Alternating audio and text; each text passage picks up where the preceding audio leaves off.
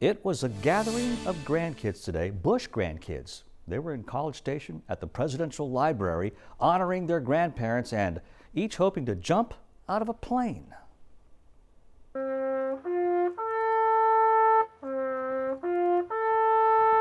Members of the Bush family in a somber ceremony as a wreath is laid at George and Barbara Bush's gravesite. Their grandkids say this is the first time they've been together since the president's funeral last December. And so to be able to honor his incredible life, the incredible relationship he had with all of us is just really a special thing. And to do it all together as a group. Freeze, Zach. Arms. This was part of a birthday celebration for the 41st president and his wife Barbara, this month bringing what would have been his 95th birthday and her 94th. My grandparents really complimented each other. They truly were kind of that team that I know the world kind of knows them for now. Always very supportive, very different, I would say, than each other.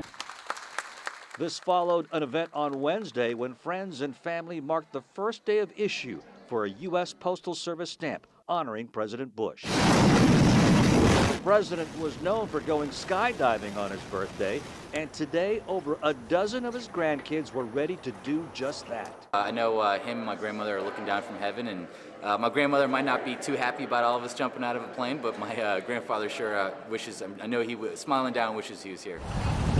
In the end, their grandmother must have prevailed. The weather did not cooperate. No skydiving for the Bush family today.